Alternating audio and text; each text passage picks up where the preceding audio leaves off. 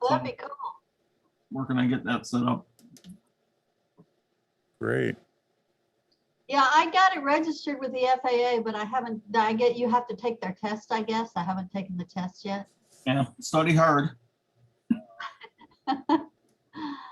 especially for the initial test. The initial Part 107, it's pretty involved. It's a lot more involved than the renewal. I just went through the renewal process, but which you have to do every 2 years. But the initial test, there's an awful lot to it. You'll have to really read up and study. There's a lot of great YouTube channels out there that will help you study for that. Yeah, it's just about everything for what you need to be a pilot. Just short of that. You're right. Yep.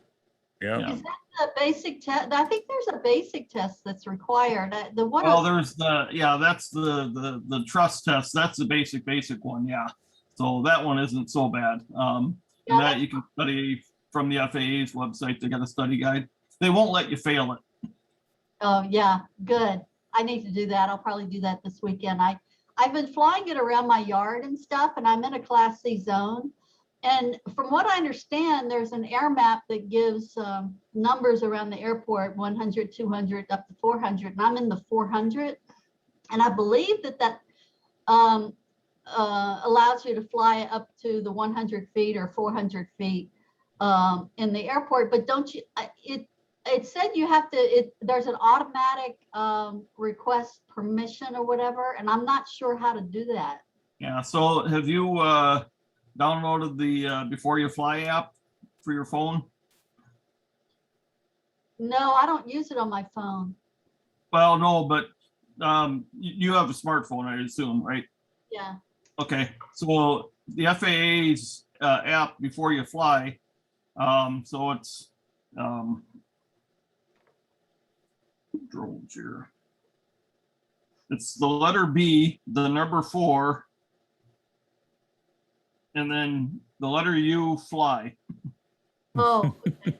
And that app will tell you right away whether or not you're flying in a safe zone or not. And then through that app, you can access the LANC system, which is an acronym for something, low altitude, something or another.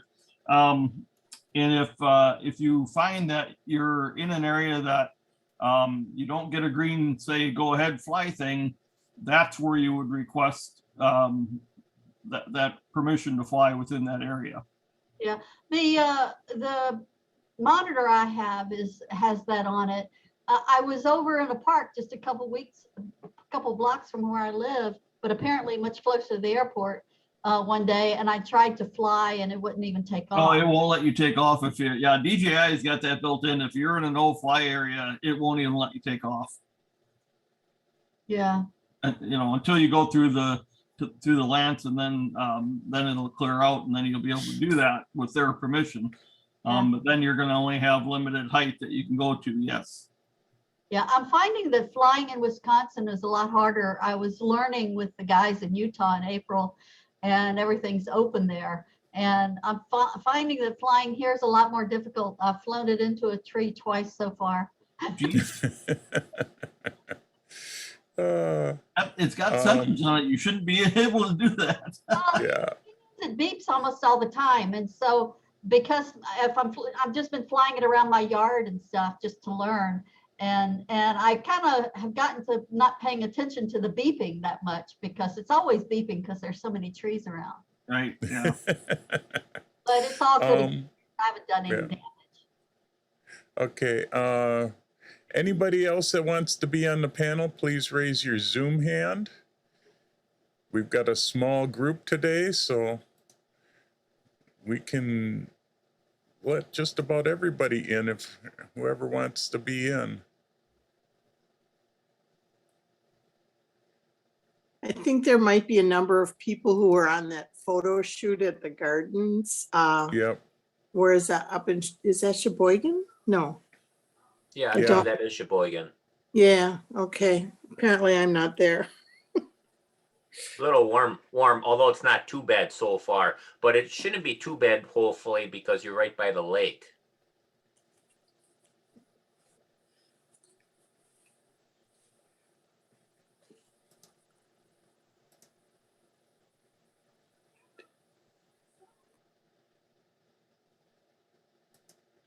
Come on. Yeah, I watched your video last night, that last month's meeting I missed because I was at the EAA. So it was kind of nice that, you showed like the your stream deck and stuff like that. So that was pretty good. Good. And it was kind of interesting. You guys are starting to talk about drones, and that would be actually kind of one thing I wouldn't mind learning to do and get, because you get some pretty cool shots. There's a lot of places, because I seen like last night, there's a video on YouTube on, I believe there's over 200 waterfalls in the UP. And what'd be cool is some of the locations would be great to bring a drone in, because it's like, well, someone could get themselves killed trying to hike down there. Yeah, you just got to watch. You can't do it in most of the parks. Yeah, That's true too. Yeah, so any national park, national wildlife area, national wild or lakeshore area, those are all off limits. State to state, that varies about the state parks in Wisconsin. It's a no-no for state parks. So all the places you want to go fly, Yeah. not just the state parks in Wisconsin, but state wildlife areas, the state natural areas, all those good spots that you want to go fly. The state is saying, nope, can't do it. Yeah, that's correct. There's quite a lot. Yeah. I tried to get permission from the Milwaukee County Parks to fly in Whitnall Park here in Milwaukee, and because there's a waterfall there, and they were going to give me a permit to fly if I would buy a photographer's commercial license for $76 for one of for one event. Wow. And I argued with the guy that I'm not a commercial photographer, and they were just like, well, that's the rule, sorry. Yeah. Yeah. And that's the way they look at it. I've asked out here at the Mead Wildlife area. There's a barn out there that I really want to shoot from the air, and no, it's the rules. Can't fly it here. Yeah. What happened? Okay, we're going to get started here, so we can continue this on maybe after we get started. I want to welcome everybody to the Digital Forum meeting for August. We're not doing too bad, 23 people here today. Anybody that wants to join our panel, please raise your Zoom hand and I will add you to the panel. We welcome anybody that wants to come that has anything to share. So no problem. If I see Brian Latimus has got a note in the chat, he doesn't have his usual Zoom features. He doesn't see the group. Brian, if you can put in the chat, are you on a mobile device or what are you on? So maybe we can I've got myself spotlighted, so he probably can't. A lot of people can't see the group right now. Oh, okay. Because right now all I'm putting out is just the logo and my little face on the corner, which we will change to. Then you must have me as a co-host because I have the whole group up. Yeah. Okay. So now you should be able to see the group. Ken Bowman, I think I brought you in by mistake. If you want to stay here, you can. If not, no problems. Let's see if I can get Brian in.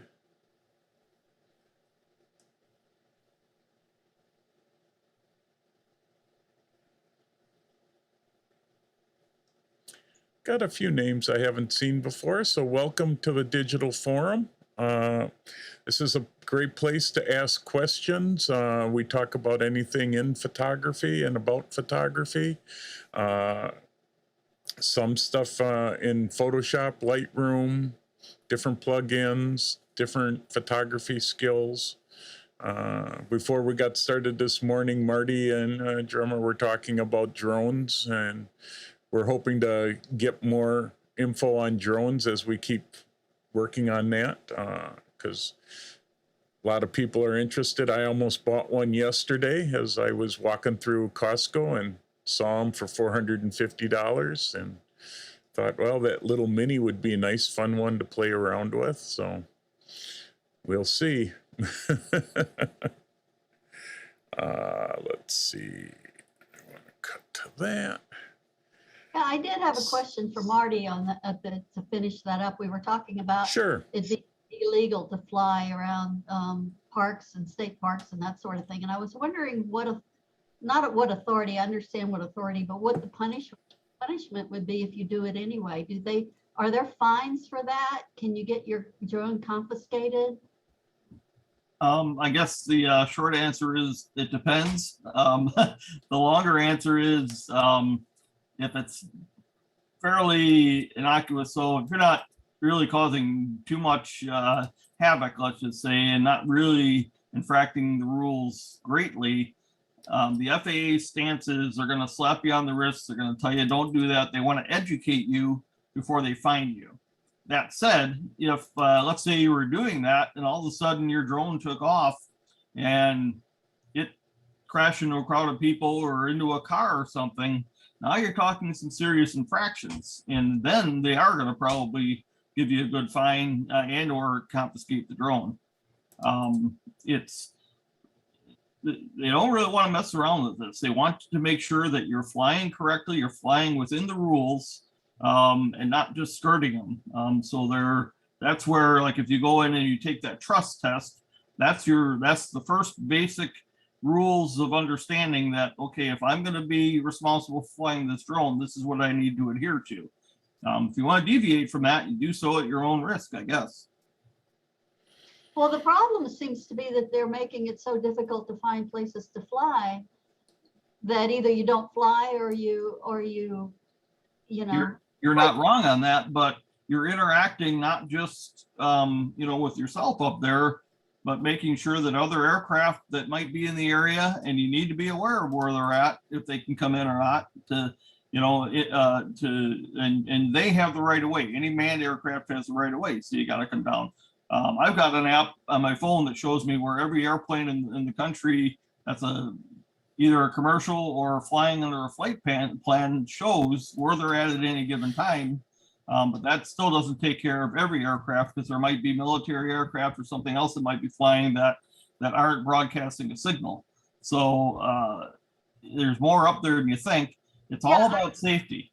I completely understand that with respect to flying around airports and flying around other aircraft. What I'm talking about is places like open space and state parks. And yep, and I agree with that. And you're right. They just want to make it plain hard. And state of Wisconsin is a lot more difficult with that than a lot of other states. Why, I don't know, but they are. And you know what? It is what it is. So whether we like it or not, those are the rules. so if we get fined for flying in a state park, is it the FAA that's fining us or the park itself? The FAA has the ultimate authority. However, they're ceding some of that authority to local authorities. So it could be up to them. It could be up to the FAA or both, depending on what happens. What's wrong? Really, you had to go in here. Oh.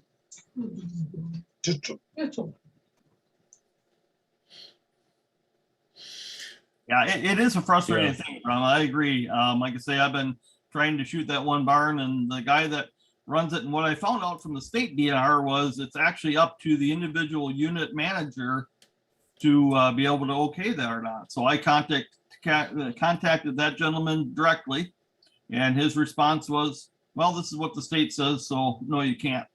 Wow. Even though it's up to him to say, oh, okay, I understand where you're at, and you can, you can do that, but he won't do it. Well, I've been following a guy in downtown Milwaukee that's been posting some pictures on Instagram from a drone, some really nice pictures of the city looking from out on Lake Michigan. And so I've been thinking that I'd be surprised if he's in a legal zone to fly. I was wondering if he maybe has a commercial license or. So he might have his Part 107 certificate. The rules are a little different for that, but actually they're more stringent if you do have a 107 than they are if you're a commercial flyer or you're a recreational flyer, believe it or not, because we have a lot more responsibility. We're usually doing it around buildings, around people. You can't fly over people, as we all know. the rules, that's why I say if you're going to even think about doing that 107, there's a lot of studying to do before you do that. So I think the farther you get into this, the more you read within the FAA stuff, you'll probably have a better understanding. They've got a really great outreach program to actually help the drone pilots rather than to hinder us. But you have to understand their reasoning behind it and be able to follow their reasoning and follow their rules. You might find it easier once you understand more of that. Heck, drones are dangerous. I mean, you got four spinning blades that they get near people. That's I never understood why they don't have more guards. I know you can get guards for them. Yeah, but that even won't that won't even do it. It's about the kinetic energy, really, is what it comes down to. So yeah, once you get into the 107 stuff and you learn about that, and they're still working on some of these rules to make it more possible for us to fly over people. But my little 2-pound drone or your little 2-pound drone at 400 feet, if the propeller stopped, you think about what the mass energy is coming down and how much damage that could do to somebody. So even the propeller guards wouldn't help that. It's nope, that's like a brick falling out of the sky. It's exactly pretty dangerous. So I understand why they do it. And some of the rules, I've been listening on YouTube with some of the rules, and it's sort of interesting. You can cross a highway and go over cars if you're trying to get to another point, and that's legal, but you can't hover over the highway and video it because you can't go over cars, but you can cross over them if you wanted to. Yeah, you can traverse it as long as you have forward motion. You can do that. You're right, Jeff. Yeah. But, you cannot hover over it. And again, the hovering gets to, well, if you're moving, chances are the drone, even if it stops, it's going to keep moving. Keep Where moving. If you're hovering, And it's just- gonna Yep, just think what a drone would do to a car if it hit a car, man. There's pictures on that where it went through the windshield and that. There's so many rules and regulations. It's really a headache and that to get your license for that. But I think it's somewhat good to do it. And it's like you almost should have insurance too to just cover you because you don't want to have a lawsuit. God forbid something awful to happen. Yeah. Yep, exactly, Clint. So when I do commercial jobs, depending on what it is and where it's at, I buy insurance on a flight per flight basis. I do have insurance rider within my own business insurance also regarding the drone, just for that reason. I'll tell you, there was an incident up in Canada within the last couple of weeks where a police department was flying a drone in an area and it hit a small plane and did an enormous amount of damage to that little plane. The plane, fortunately, was able to land safely, but when they looked at the damage that drone did, it's shocking how a little device could do that much damage to that plane. The plane had to be taken out of service until they get the repairs done. Yeah. Yeah, Brian commented in the chat that he said, I find drones very annoying when flying around me. And I wanted to say that I do too, but a couple things. I have some wings for my drone that I ordered separately that are low noise wings. I haven't used them yet to see the difference, but also if I get above 50 feet or so, up to 100 feet, you can't hear it anymore. Most of the time the takeoff and landing is louder than the actual drone flying through the air. And the newer drones, and you're right, they do have some low noise propellers now for a lot of them.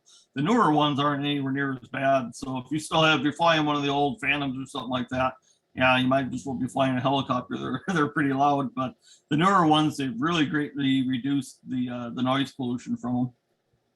Yeah, we heard it when we were in the Smokies. We had a guy in the Blue Ridge area flying where I'm pretty sure he was flying illegally. And it was really annoying while he was flying the thing over us and around us for like half an hour. And it got to the point you wish you had a gun and could shoot the dumb thing down because it just, sounded like a little weed whacker running, Wow. and I find them annoying. I know I'd like to fly one myself, but I do find them when they're around me very annoying. So, but yeah, I haven't listened to new ones, so who knows? So shooting them out of the sky is a big no-no. That is a federal Yeah, I offense. know you can't do any of that stuff if they're flying around you. Although I still wonder why it's that illegal if they're flying over your own property and you don't want them there. If they're traversing your property again, if they're directly Yeah. over your property and they're just flying over, it's no different than an airplane or a helicopter flying over your property. The FAA has authority over the airspace. The Right. airspace is anything above us, and but if they come over your property and they hover, well, now you have a little case. Not a case enough to say I could shoot this thing out of the sky because that is a federal offense. But now you can call law enforcement and say, hey. And so one of the things that's coming, and it won't be fully implemented until I think it's September of 2023, but it's remote ID, and the remote ID will allow law enforcement to know where you're at any given. So if you're flying in an area, they won't know who you are, but they'll be able to pinpoint where you're at flying. So if there is a complaint, then they got a way to come and find you and talk to you.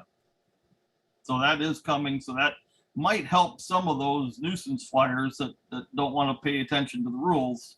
But that is one thing that is going to be implemented, like I say, by September 23. Yeah. I've been listening to a lot of YouTube stuff on it just to learn, and it's been interesting. Getting back to the photography part of it, one of the biggest difficulties I'm having is, well, with learning to fly, but also learning to scale down from a DSLR to a camera that's more like a point and click camera or a cell phone camera. But it's not, though. I mean, your drone is capable of fully manually shooting pictures. You could do, everything you can do on a DSLR. Yeah. What I found, quite frankly, is shooting automatic with these things give you some phenomenal images. The calculations built into it for processing are amazing. Yeah, I have learned where to go and to change it, but it's kind of hard to change the shutter speed and everything while you're flying, and it's kind of like doing that on a cell phone. I equate it with my cell phone, although it's a Hasselblad camera on there, Yep. and so it's a much better quality camera. I was going to say that the chip on that drone is awfully good. It's as good as any DSLR Micro Four Thirds chip, because it's that big of a chip on there. But it doesn't have the dynamic range of a DSLR. That's one thing I'm struggling with. I'm so used to. Okay. Well, yeah, it all depends. Yeah, it depends on the DSLR that you have. Some have wider dynamic range than others. But that Hasselblad chip, from what I heard about at least, it's supposed to be a pretty darn good chip. But yeah, you may have to do more stuff. I guess you can even do HDR with it. So You can, like my background here. This is shot from my backyard, looking north across, or looking west across the village here. But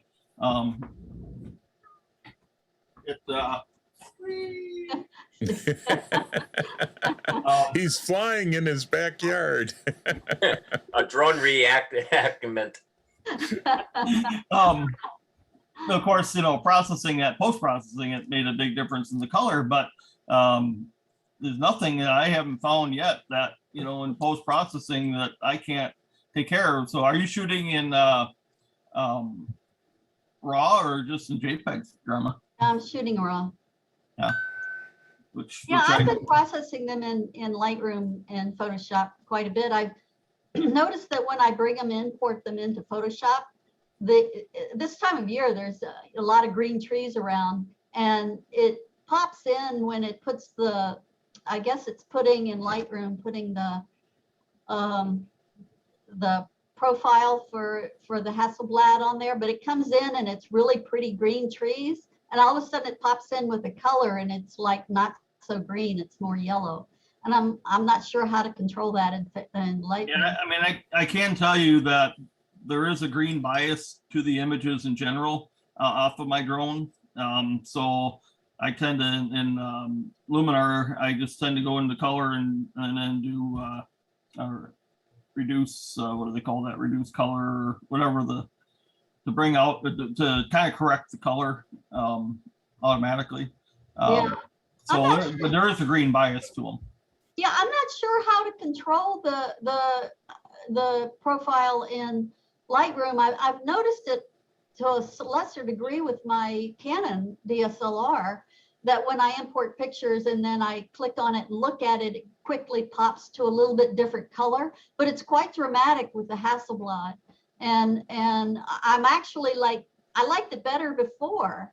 And I'm not sure, it's so dramatic, I'm not sure what sliders to get back. But if I could stop it from doing that, if anyone knows how to do that in I Lightroom. refer to Jeff. Yeah, yeah, in Lightroom, it's actually pretty simple. Well, here, let me show you. It's probably easier to show than it is to, let's see, that desktop. So in Lightroom, under Develop,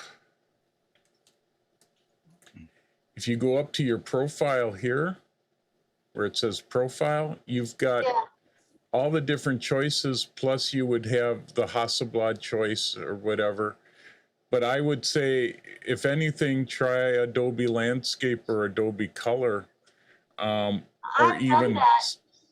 I've done that, standard. but it doesn't set it back to the way that it was when it first came in. Okay, let's see. You could, well, I wonder what it's, yeah,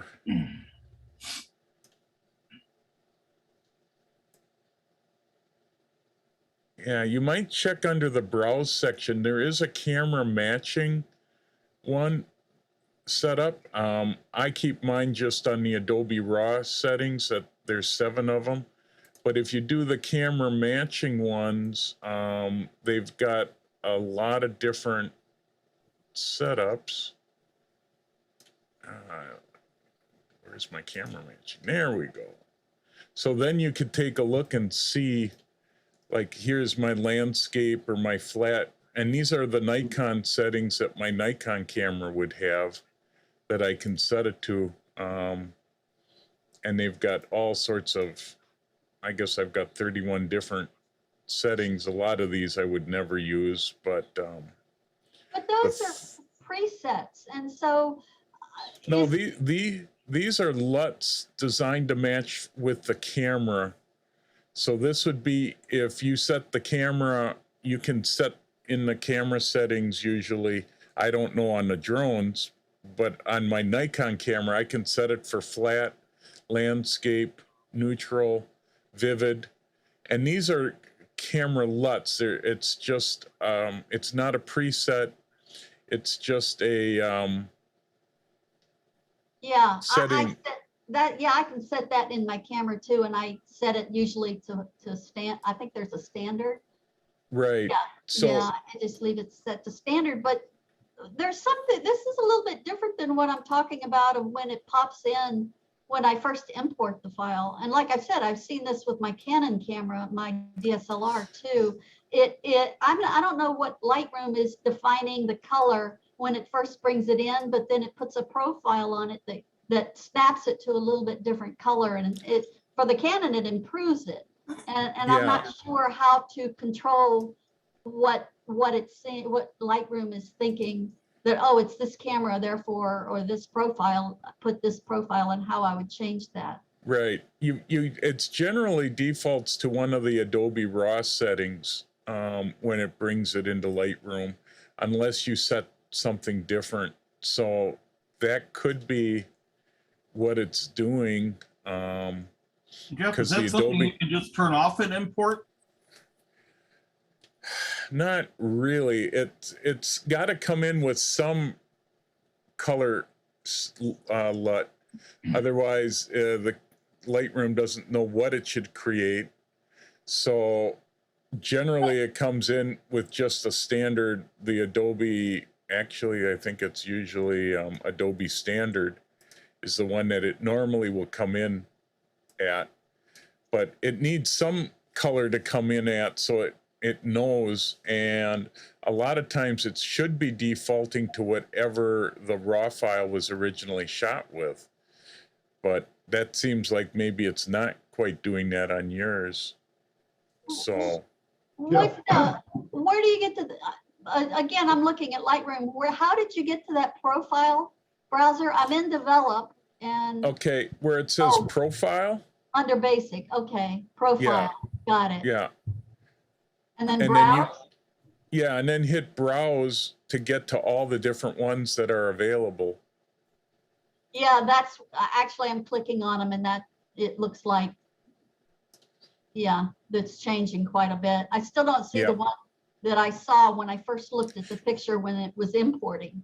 Right. And, Take a yeah. look and see if you've got one that says camera matching, and that should be the Hasselblad ones, because it should look up whatever camera you have, and then it will bring up however many that the camera may have, and it may not have any. I don't know the preferences that you can set in the camera settings on the drone. That's But- hard. Like what you're saying is, we're comparing, a camera to a drone. I'm like, yeah, they're somewhat similar, but in another way they're not. So I don't know what the setup would be, Yeah, there's a lot of stuff that's the same, but it's a matter of getting into the preferences in the drone, I believe, because it's a micro four thirds sensor in that in the drone that she has. Okay, that's pretty So- good then. That's a pretty good sensor. So yeah, you should be able to get some pretty good stuff out of it, but it might be a matter of finding the right profile to work with that Yeah, particular Jeff, drone. I was gonna say, I think there's a way that you can set Lightroom up to import with a certain profile. So if you want all your photos to be camera standard, I think there's a way that you can set it up to do Yeah, I that. think if nothing else, you could do that as a preset, and then use the preset when you import the images. And I know that would be one way that I can think of. I'm not sure. Let me take a look once.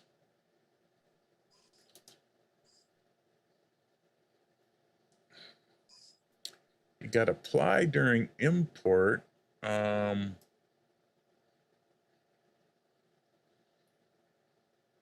Well, you've got a bunch of different, oh, these are all the presets that I have created. Yeah. And I do usually, I have presets for different things. Like when I'm shooting at Road America, I have a Road America preset that does certain things to the image, and that would include a profile. So you could create a preset in the develop module with how you want to do some basic adjustments. I have on my standard one, I think that's what this D800 Vivid was, probably did a profile adjustment, and I think it also did a number of other things. But that's, I think, the only place. I'm pretty sure, though, that's how you could do it. Yeah, maybe that's what I did, Jeff. I've got all mine set up to do the Nikon standard camera one. Yeah. So you could create a preset in the develop module. Yeah, I have none listed in my import there. And that's why I'm confused about when I see it come in, and with the Hasselblad, it takes a couple seconds when I click on the picture to actually change color. So it's like it's reading it in one and then putting a preset on it. Well, it's reading the JPEG that's in the raw file, so that's what it generates on in Lightroom. Is it doesn't create a new preview, it's using the embedded preview in the raw file, and so that's where you're getting it. And then it's adding whatever profile is popping up in Lightroom. So first it reads the JPEG, then it adds that profile to it. So That's if you yeah. create a preset, you could then use the profile that you would like it to use and any other basic settings. That's what I tend to do is the way that I create that is I go in here and I would do Adobe Vivid because I like vivid colors, of course. I leave most of this stuff at 0. Come on. I'm not sure why some of this won't reset, but. Jeff, I can tell you, just doing a quick little reading on one of the Mavic forums, you're absolutely exactly right what you just said, because that's specifically what they just said in this article. Okay. So, you know, if you set your profile up to whatever you'd want, any adjustments here, what I generally have done is I do always like about 25 clarity and about 20 dehaze on all my images. And if I'm really crazy, sometimes I do about 10 in vibrance. I get that set up, and then you can go over to your presets, click plus and create a preset, and then just, you know, use it as Yeah, I'm call gonna it whatever you want. using that more. That's And- good information, Jeffrey, about the JPEG. I was wondering when it first comes in, where is it getting that information? Yeah, it It's a creates a JPEG. medium. Yeah, it creates a medium size. All raw files create a medium sized JPEG. And then just have whatever checked here. Now, the other things that I usually have set on my preset is the lens corrections. Just so that I can turn that part on so that it automatically applies the remove chromatic aberrations and enable a profile. I'm not sure if, let's see, Hasselblad. Yeah, Under there's DJI also at the bottom, too. yeah, DJI. Yeah, it'd be under the DJI, But wouldn't they it? don't list that particular drone. I Googled it, and Marty, you might be able to provide some information about that. But they said on the DJI website that the lens corrections have already been incorporated into Lightroom for the Yeah. Mavic. That might be the top thing that It's- DJI Pro. I I don't know. use Lightroom, so I can't really answer that, but I'm guessing Yeah. that's what it is right there. But they said at DJI that Adobe's not making one for the Mavic Mavic 2 Pro because it's been automatically incorporated in Lightroom. Right, which is probably what okay. that setting right there is. Yeah, I'm wondering if it's this Mavic Pro FC 220. I've tried all of them, even the Hasselblad, and I actually don't like it just seems to stretch out the corners a little bit rather than do a nice adjustment. Oh, okay. Yeah, Still leaves well, the and horizon curved and, you know, doesn't seem to correct the horizon very much. So I've noticed that I've liked the chromatic aberration on it. I have seen some chromatic aberration on the edges of some of my pictures, but the profile Sure. correction. then if it's not working for you, then turn it off, because then you can manually do it, which would work just as well. But manually you can't do on a preset, but you could get all this other stuff set up and then do a preset so that when you import it, it's all done for you automatically. And I do that a lot. I have presets for different things that I shoot, and if I find I'm doing something the same way, I create the preset. So Yeah, I'm gonna start using presets. I was surprised about what they said on the DJI website, because I didn't know that Adobe was making it unnecessary to do yeah, profile lens corrections for some cameras. yeah, So that's that kind of surprised me. interesting to know. but there's a little eye information icon on that panel where you pick the camera. And when I clicked on it, it said it's already been incorporated into the profile. I would think that maybe the Adobe's going to start doing that with all cameras and all lenses, rather than having you pick your particular camera and lens.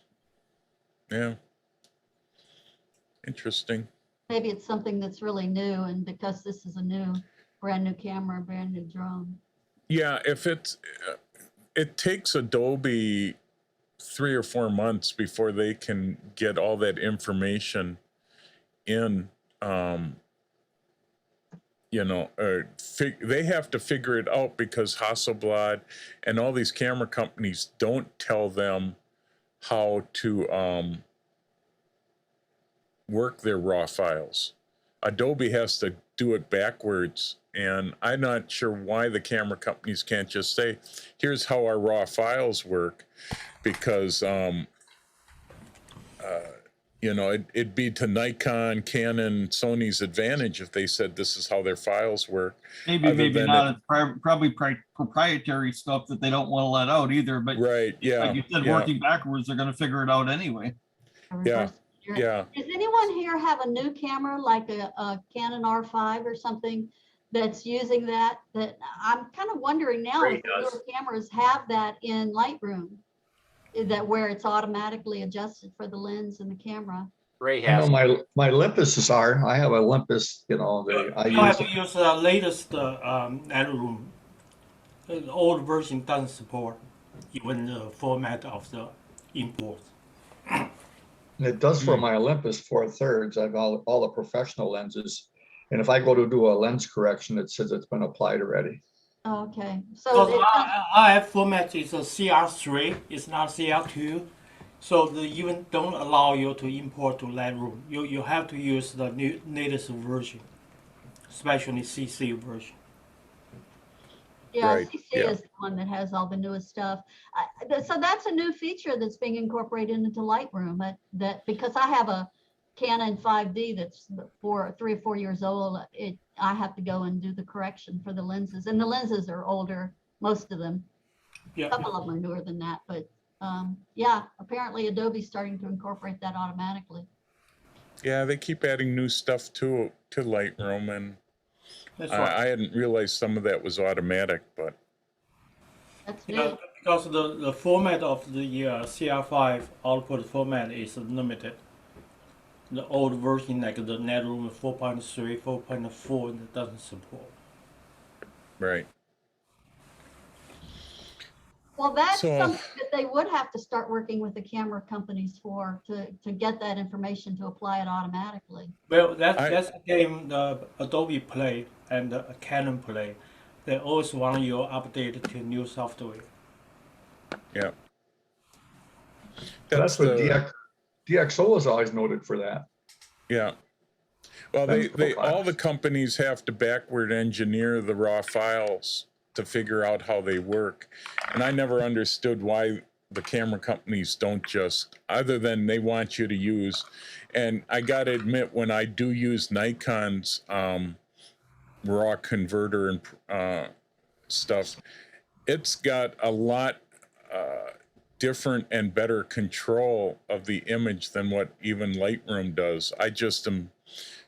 It's just too complicated to go back and forth between Nikon software and Lightroom and Photoshop software. So I stick with Lightroom, but it's amazing the difference that you can see if you use the camera company's own software.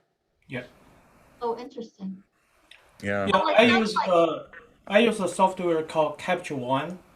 That's my background is exactly Capture One. I did, the CR5, and which support any brand of the camera, even include the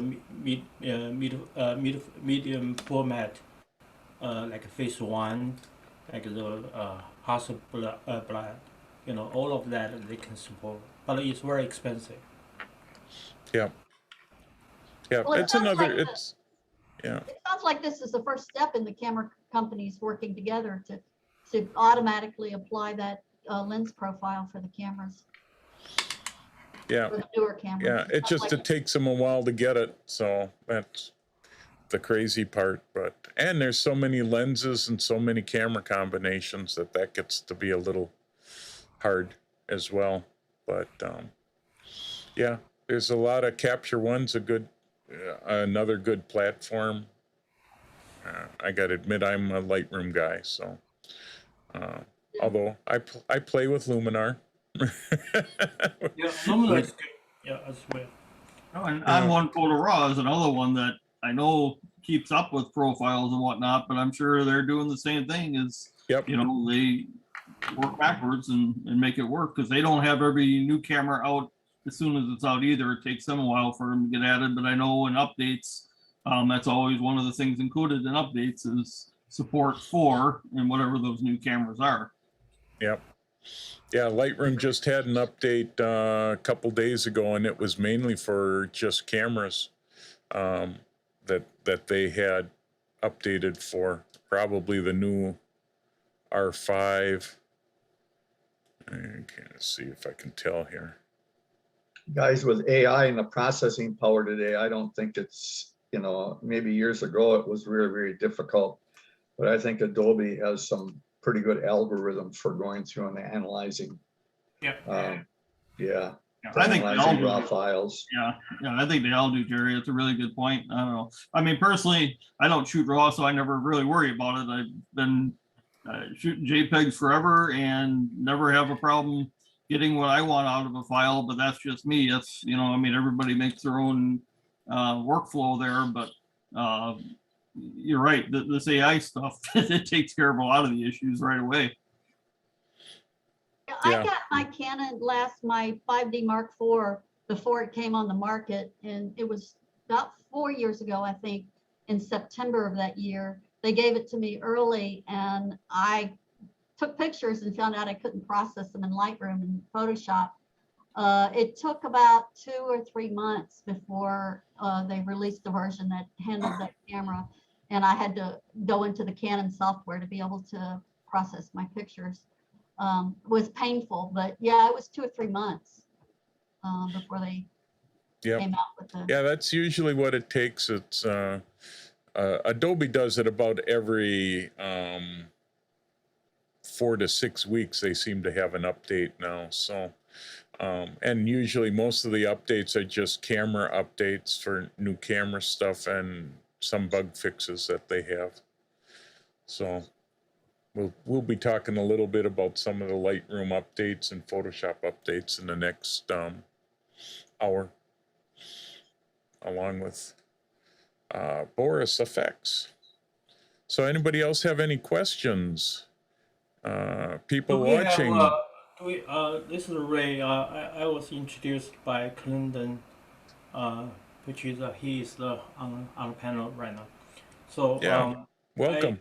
I'm working for Kamasu and take a lot of pictures around Wisconsin, and also I pretty much the dedicated photographer for the Kamasu events, any Kamasu and internal events, and also for which are original called Joy Global or Harnesphere,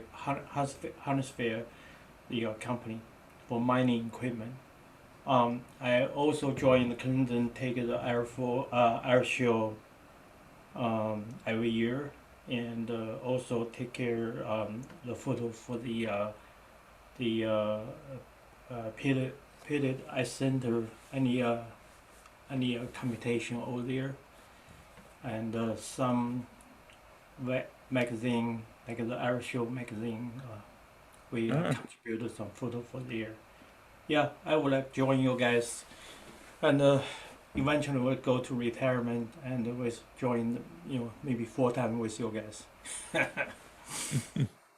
Sure, Yeah, well, I got equipment welcome. like the R5, and also Phase 1 IQ4, which is a mid format of the camera.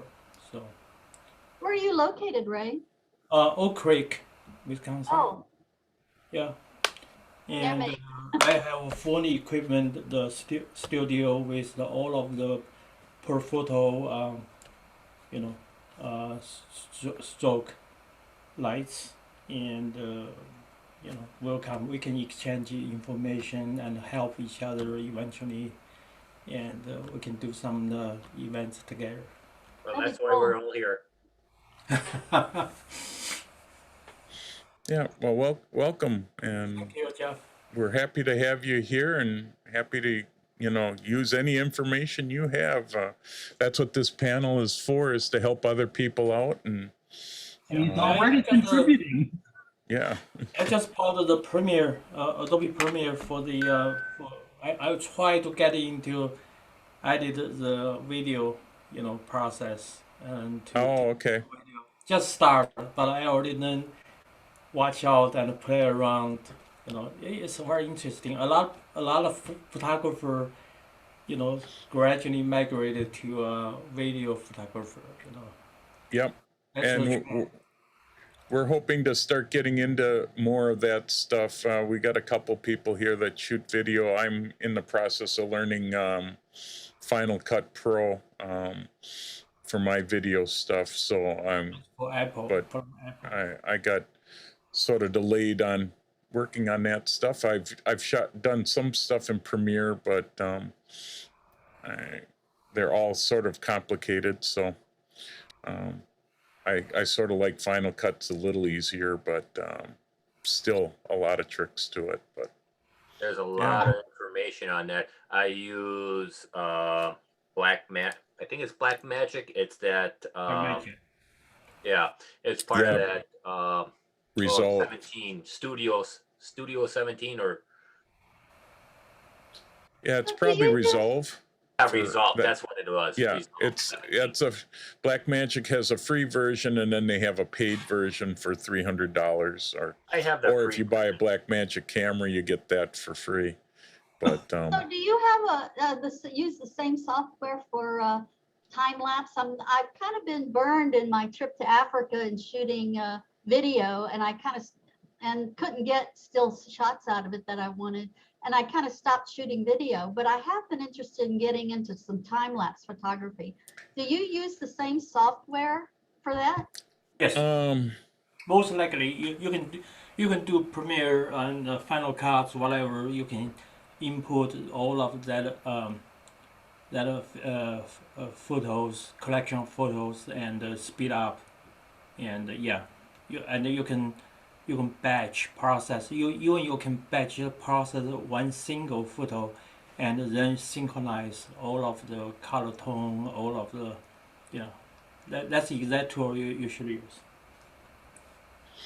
yeah, that works. And you can also use Photoshop for that. Photoshop has for video. I found for time lapses, Photoshop does a nice job of putting it together as a video under their motion setup. That's something that we could probably get into one of these days. I know Because time lapse can be interesting. the next iteration, the next version of On1 Photo Raw, they're introducing a feature for that as well. And kind of like what Ray was saying, where you process one and you just kind of batch it to the rest of them. Yeah. I have a question for people panel here. People just complain my picture, especially portrait, is too sharp. They ask me put back the like a black mist, filter to make the people's face a little smooth. Does any people has this problem before? They just complain my picture is too sharp. Okay. So are they kind of corporate head and shoulder pictures, or what are they? What kind of portraits are they, Ray? All of difference, because I use the like a medium format, like the phase one. Yeah. So all of the even your they can count your Or yeah. So people just complain my picture is too sharp. So right now I try to put back the black Mr. Pro filter. Try to soften that You skin. might want to look at sharpening that's going on. You know, it may not be that the picture is, usually when judges say it's over sharpened, it has a crunchy feel that Photoshop or Lightroom I puts don't in. think this is over sharpened. That's just the capabilities of that phase one camera. It's the files Yeah. are so big and so well defined that they're just very sharp images. That's the advantage to shooting that format. But for Yeah. product shot, that makes sense. But most people, especially like our age, they want to scan a little smooth, you know, instead of. Well, Yeah, is it the entire photo sharp? A lot of times with the portraits, they want the background to be soft.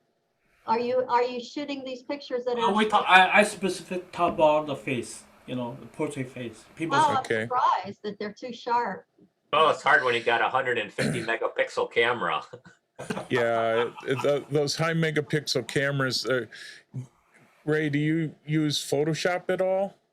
no, Or you just- I use the Capture One Lightroom because the Capture One is a little combination of the Lightroom and Photoshop. Right, Little bit, right. because they can apply the layer, they can apply difference the you know, like the sort of feature and Photoshop has, but not Yeah, all you- of that, but a little bit. You know. You might try dropping like the mid-tone contrast range a little bit. That will usually soften Good up. idea. That's a good idea. I know in Lightroom it would be clarity. I'm not sure what it is in Capture One, but if you drop that mid-tone contrast, that generally will soften everything slightly, because we do the opposite to sharpen everything up.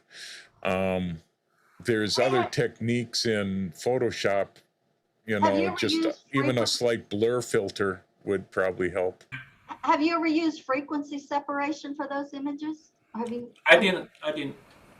Frequency separation is a technique that photographers, some of the professional portrait photographers are using, where it's separated out the color and the detail of the image into two different layers in Photoshop.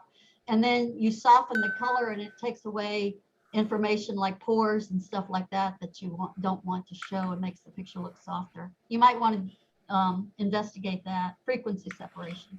Yeah, I just got I tried very interesting to try the filter. They call black mist filter. You know, Black after mist? that I say what's going on. It's Ah. a little soft. Did you say black mist?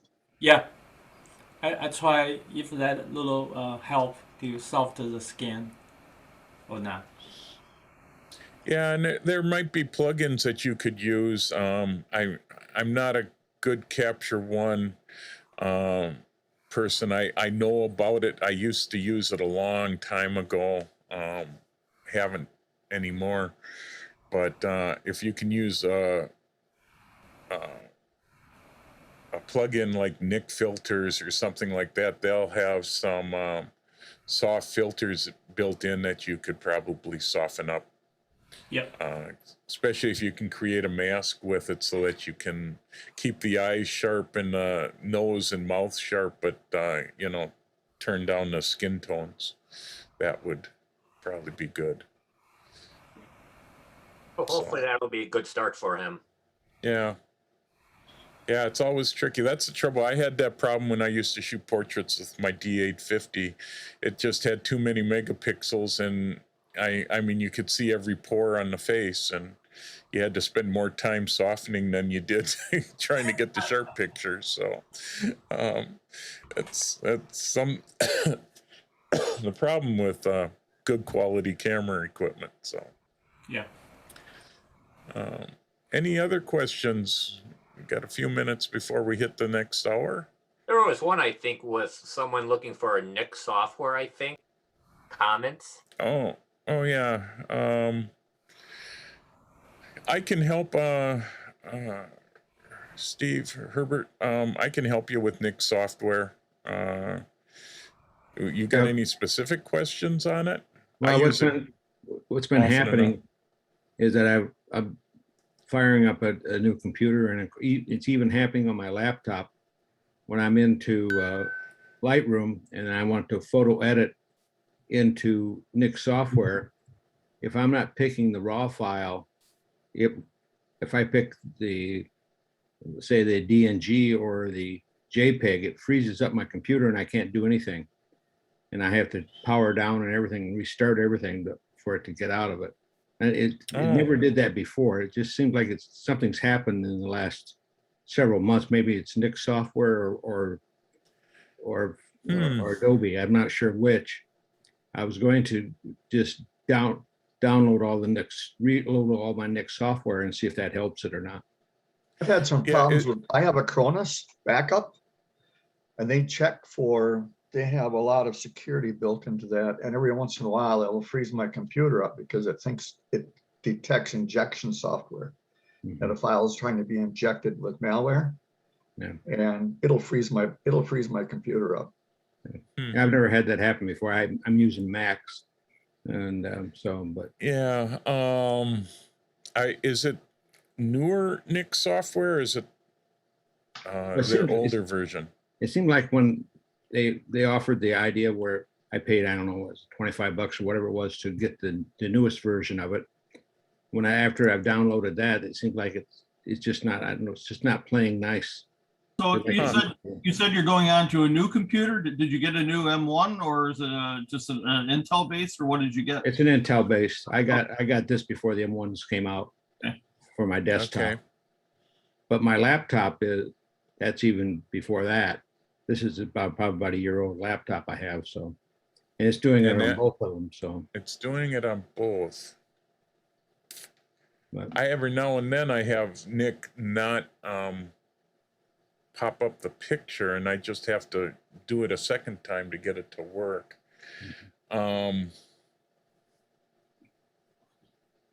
Yeah, I guess what I would say would be to reload the Nick software. You might have to reload the Lightroom software as well. And because there's always updates with Lightroom, but in the process of doing that, do you take off the Nick software first and remove it, then load it back in, or you just load in the new? Yeah, I would try first one. I would, because Nick would be the easiest to reload. I would reload that and try that just by itself. You want to try to do this systematically so you can figure out what might be causing the problem. Right. So I would reload Nick filters first and see if that fixes it. And if it doesn't, then I would try reloading Lightroom and seeing if that would fix it. So it would mean uninstalling Lightroom and then reinstalling it again. Yeah. Sometimes that fixes a lot of things. Okay. Yeah, that's what I was going to try. And the other issue I have is when I'm with these new computer, I have the Mac Mini. I have one that's probably about 10 years old, and I bought a newer one last December with a 64 gig of RAM, because the 16 gig was getting sort of not handling the processing very well, slow and et cetera. Right. So, but now I have to play the game with Adobe of shutting it off on one computer before I put it on the other, because you can only have two computers on this subscription thing. Yep. So I'm not too sure how I'm going to do that. I think I have to play back and forth, shutting it down, then firing up the other one. So. Yeah. If you log out of one computer, then you can log in on another. It's a pain, but it works. I was doing that for a while, and then it got to a pain that I just bought the photographers section so that my other two computers, and I'm just doing that for a short time. What I'm starting to do actually is I'm buying the Affinity programs and loading those on my extra computers, because you can buy them once and they last for lifetime and they're not super expensive. And where's my cursor? Oh, that's Luminar. I don't have the Affinity ones on this computer, but the Affinity programs work a lot like Photoshop. If you get the Affinity one. And InDesign. I have opened InDesign IDML documents in Affinity, and they're they're pretty close Yeah, to working with Photoshop at a price that, well, if they're not on sale, they're $50, but if they're on sale, they're $25. So yeah. I bought all three of them for $75 on sale at one time. So I also have a quick question when you're finished up with Hubert. Okay, sure. I'm fine. I was just curious. You just reaffirmed what I should do anyways. I was thinking about Yeah. doing it. I just wanted somebody else to say yes or no before I start diving into this thing. That's the first steps that I would start doing if I was having that problem, Okay. is just Thanks. what we suggested. So, And, okay, I'm thinking of buying a new laptop. My other Mac is 10 years old and I'm not sure whether I should get the 13-inch Mac Pro or the 16-inch Mac Pro. I know one screen is bigger, but the 13-inch has the M1 chip and the 16-inch doesn't. So I'm not going to say price is an object, but at this point, I don't really care. I'm old and it might be the last one I ever have to buy. So, you know. I don't know. I just walk through that process. Depends on what kind of the display you already have. If you already have like a 4K, 8K display, you better just bypass that. You just use the what's called the Mac Mini. Mac Mini is the box without the display. Without the keyboard. I also have an That's very iMac, cheap. a actually. year and a half old, so that was pretty current, but I'm just looking for something to take with me when I go places, because I have Okay. a newsletter to do and I would like to make sure. I bought the M1 based MacBook Air, which is the 13-inch, and only just I think I bought it was $8.99, which is a discount in Christmas time. So Yeah, and I'm already looking at with what I want on it, the 13-inch is still gonna run me $2,000 to $3,000. yeah, So it depends on how big your SSD is and your cache, the cache Yeah. memory. yeah, and I'm looking at loading it up because I have the iPad Pro and I have the programs for that on there. Of course, not enough time to get to actually use them. So I have a lot of things. I just want to make them kind of all current. And as I said, my old MacBook is 10 years, 11 years old, but yeah, I need to use it. So am I going to miss the extra 3 inches on the screen? Am I better off with the M1 chip? It might well, be you're better worth it. off with the M1 chip. So I can say that. Ellen, Okay. I once got rid of a laptop because it was too big. I used to buy the larger screens because I liked working on a larger screen, but it was a laptop that I carried around with me. If you're is this just gonna be carrying it from place to place, or are you gonna be traveling with it? Because it I wouldn't might even be fit- traveling with it. Yeah, so I would recommend the smaller one. I have a smaller Mac that I travel with, and it fits into backpacks better. It fits into my luggage better. And that big, I thought a big screen would be wonderful for pictures and stuff. And it was nice, but I ended up not carrying it with me places because it was just too big. Well, and I've looked at both of them in a store and you're right. What happens is the other one is bigger, but everything, there's more room for the keyboard and it just seems, 13-inch. I'm happy with the iMac. What am I looking at? The iPad Pro, which is like 12 inches. And that seems fairly large. And so I was just wondering, maybe I should just go to the 13-inch because that has the M1 chip and I might be better off with that. That way I can load more stuff onto it. Also, I had to buy a special backpack. You might check if you're thinking seriously about the 16-inch. Take in a backpack or a suitcase or wherever you're going to store it. Make sure that it'll fit. If you have to buy separate luggage just to handle your laptop, that would be a real pain. Okay. Well, you can always use an auxiliary screen too with your 13-inch. Yeah. Have a big screen at home as a monitor. Yeah. Wire that into HDMI, and then you get the best of both worlds. Okay. The criteria you need to use is, are you edit the video or just edit a photo? If it's just photo, you Yeah, I'm not into video yet. That's yeah. If you edit a video, not in my you, wheelhouse. you So have to got the MacBook Pro. Yeah. That speed is very significant. You know. yeah.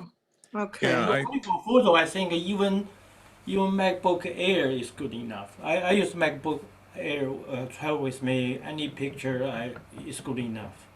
I run Well, but I also use InDesign and Illustrator. So I mean, I'm back and forth on that. I have the whole CC suite. But the newsletter is top Yeah. priority because I don't want to leave that for somebody else to finish. And I committed for another year. So No, and I think you're going to want the M1 chips because of their faster processing power. They're going to put the Intel chip so far behind, it's going to be, okay. you'd have to get in the Intel chip, you'd need to go to 32 or 64 gigabytes of RAM to do the Yeah. same thing that the 16 gigabyte chip in the M1 can do. I think I was So- looking at 512 to start with, you know. Oh, so. yeah, for the memory, but I'm talking the RAM part. Oh, is the 16 okay. gigabytes is as big as you can go. And for the processing power and the built-in GPU that the M1 has will render everything so much quicker that, yeah, if you can live with the 13-inch, although I am betting that in September, around the 11th, they are announcing a bunch of new products and mainly iPhones and iPads, but I wouldn't be surprised if this fall they're going to announce a 16-inch M1. And just stay away from the Intel is what I'm hearing across the board, is that the Intel just will not be able to keep up with what the new M1 chip can do. So Well, it might be all the leaning software- towards the 13, but you know, just from portability standpoint and yeah, you're right. Carrying it could be a problem, and maybe it isn't the last laptop I will ever get. So. no, and an interesting fact, if you've got a MacBook Pro, you'll be able to use that as a second screen on there if you're carrying both with you, especially when you have Monterey, the new operating system that's coming out. You'll actually be able to go with your mouse from one computer to the iPad and back again just by dragging. With the 13-inch, so okay. So with you'd have a 13-inch, and then if you had your 12-inch MacBook Pro or your iPad Pro, Right. you'd be in really great shape screen-wise. So you could work with And them thanks together. for saving me some money. Okay. Yeah, yeah, and I got to admit, I like the small size. I mean, if you didn't want it portable, I would end up telling you buy a Mac Mini. But if you want portability, that new MacBook Pro 13-inch, it's going to handle anything you throw at it. And now the Lightroom and Photoshop and all that are now M1 compatible, because that was one of the last updates. Okay, thanks. So Jeff, I'm in the computer software in about 39 years, and when the M1 just come out, I did a benchmark to run i7, entire i7 and M1. It's not comparable basically based on the difference the application. Some of that M1 absolutely no problem. It's much better than the i7, but some i7 is the over M1. So right now at this time, yeah, sure, if you use the MacBook based system, Mac OS based system, M1 absolutely they already customized, and a lot of the dedicated design for those application like the photographer editing or video. If you go to something else like the scientific calculation, whatever, M1 still not there. i7 is better, Okay, especially a lot of calculation. okay. On Thanks. a lot of things, yeah, i7, but as they keep bringing out all the adjusting the software for the new M1s, they're getting better. That's why Lightroom works really quick. I mean, I've got a MacBook or Mac Mini that's only an 8 gigabyte of RAM and 256 SSD on it, and that sucker blazes faster than my MacBook Pro 16-inch and can run any program quicker. And this 16-inch MacBook Pro is a 2019 with 32 gigabytes of RAM and a 1 terabyte solid state hard drive. And it puts my MacBook Pro to shame, which is just crazy for a $600 Mac Mini. Yep. But it's only on native programs that run natively on M1, which are not a lot of programs yet. Yep.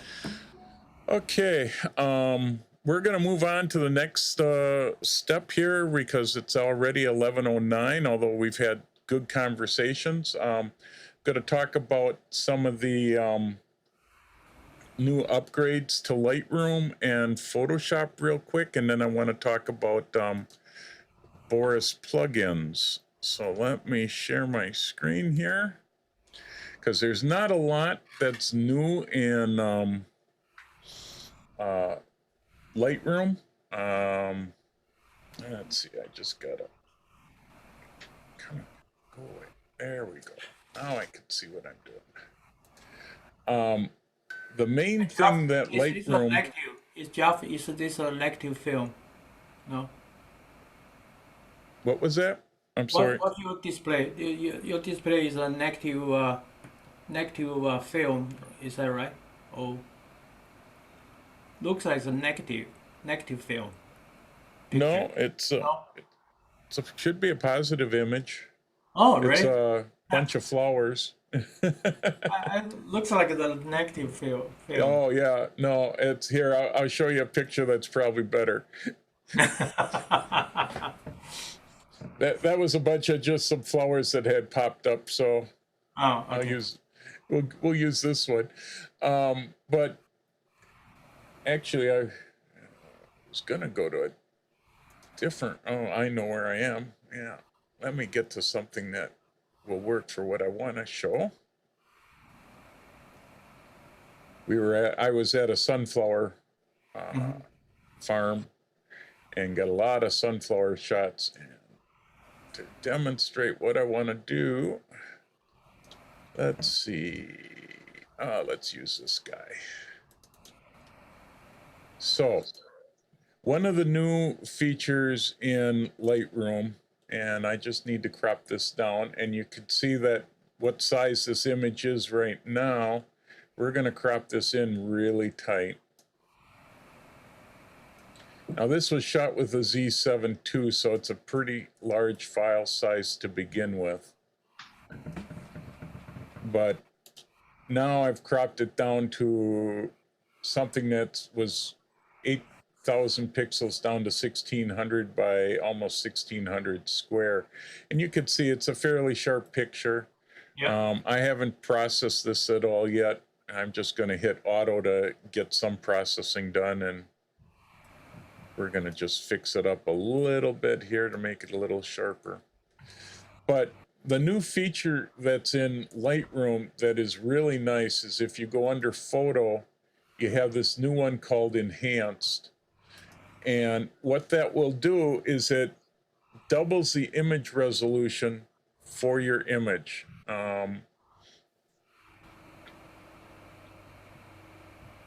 And it takes a little while for it to work on it. It gives you a preview here of what it's going to look like, although this is 100%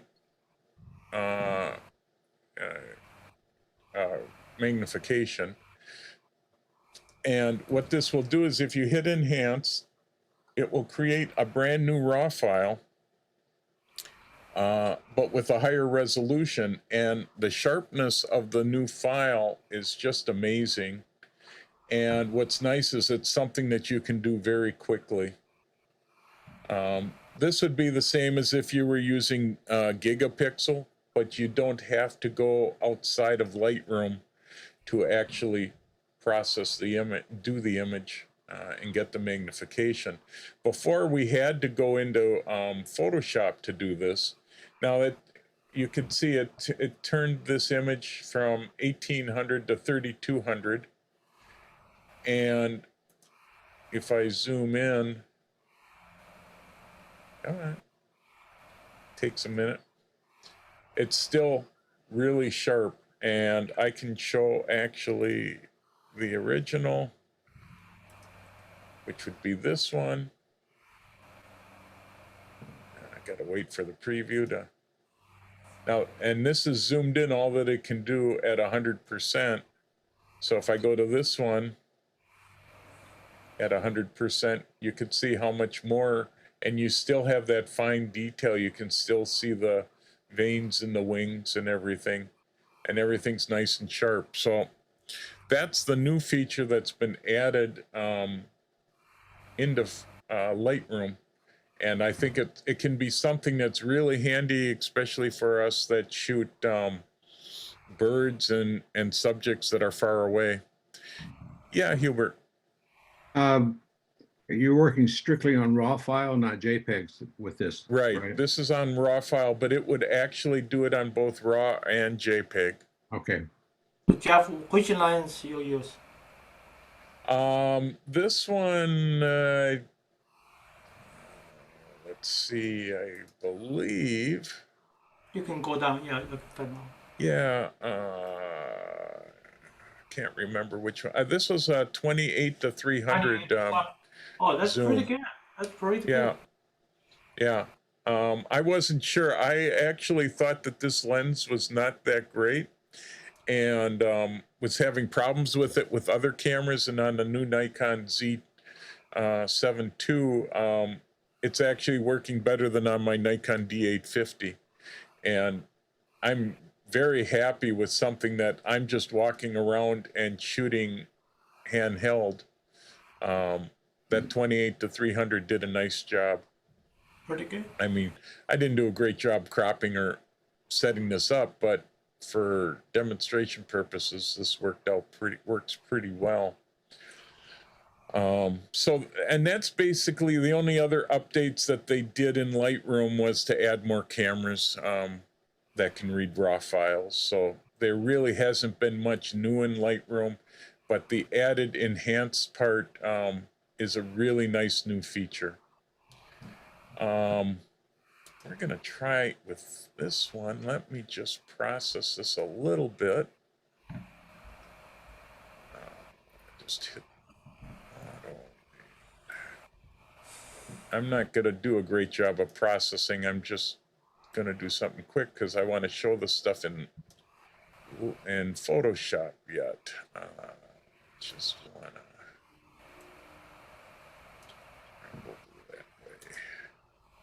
Okay, so if we go into Photoshop, they have not done a lot of new stuff in Photoshop, but they have added a few things to the sky replacement. I didn't have my Photoshop running, so this is going to take a second. Let's see.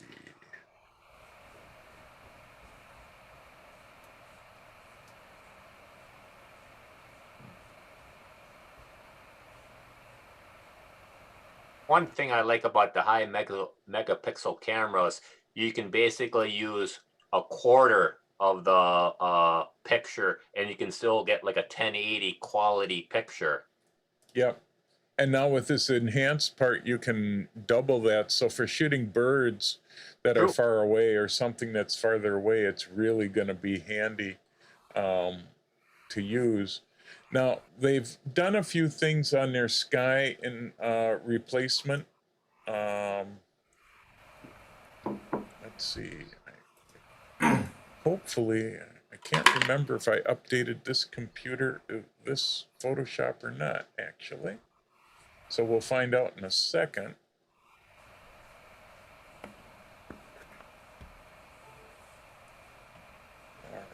where'd you go?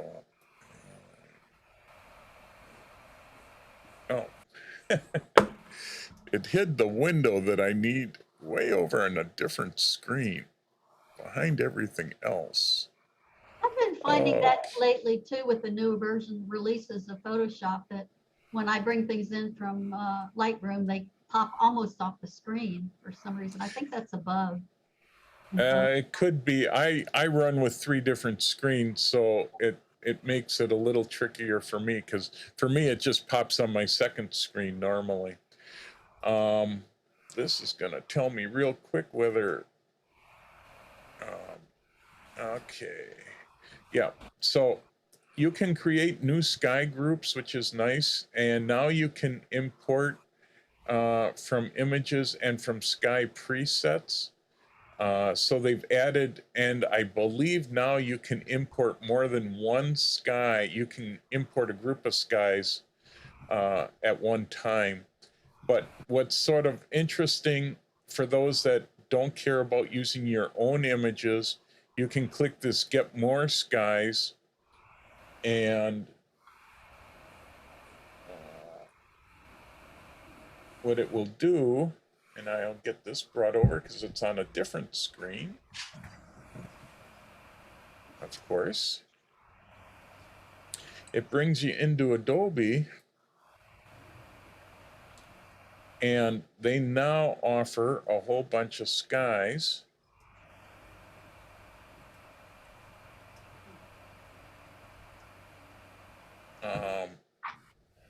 And as it catches up here, because I've got so much running, but you've got free skies. You can get sunsets, spectacular skies, night skies now, blue skies, storms, and it's made up from a bunch of different artists. So you've got more skies that you can actually add, that you can get right from Adobe. Although I gotta say, for me, I use all my own skies, but you can now download these sky packs right from Adobe, and all you need to be is a Creative Cloud user for that to work. So something that you can now do, which is new from Adobe. So they're slowly adding in a bunch of new stuff that you can do. The sky replacement really is working sort of nice. If you look here, I can add a nice sky. I think what I'm going to do one of these days is add just a blue sky, because I'd rather have just more of a blue sky or something white with clouds to make it. And you can move that sky around, and that would actually make the sunflower stand out a little more. You got the adjustments to the sky, so you can lighten or darken it, change its color. You could flip it. There's a lot of adjustments here, and you can adjust the brightness and do color adjustments. And then I, of course, always output it as new layers, so that you've got all the layers that you can work with right here, so that if you want to make any more adjustments, you can do that. But the sky replacement is working pretty nice. You do have to watch out here. I sort of, let's see, I need to be on that. So oh, I'm on the wrong layer. I wonder why it's not working. Would you please get off of that layer? Oh, I know what it is. I was doing stuff with auto select. So the nice part is you can adjust your layers and move stuff around. Got to get this one back. Not that it's that important, but hey, just so sky replacement has been improved. They have also added more in the neural filters for portrait stuff. So they're constantly adding more things to that neural setup. So let's go. So any questions on that? There weren't a whole lot of new updates in Lightroom and Photoshop, but they keep bringing them out.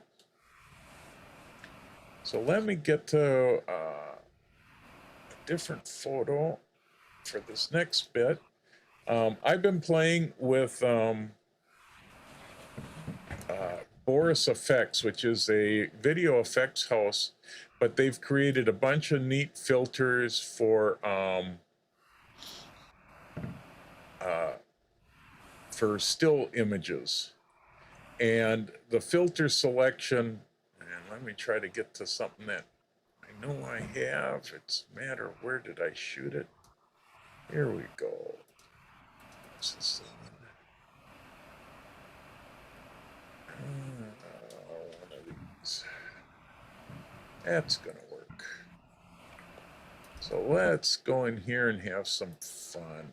Let me do a little cropping just to get these guys a little tighter.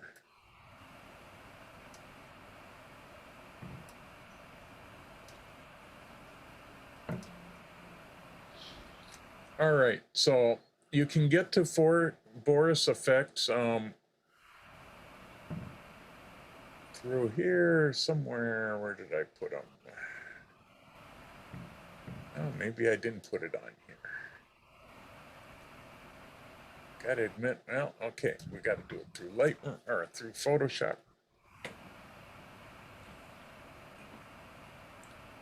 I couldn't experiment with this because one drawback with Boris effects is that you are you only, when you buy it, you only get a license for one computer.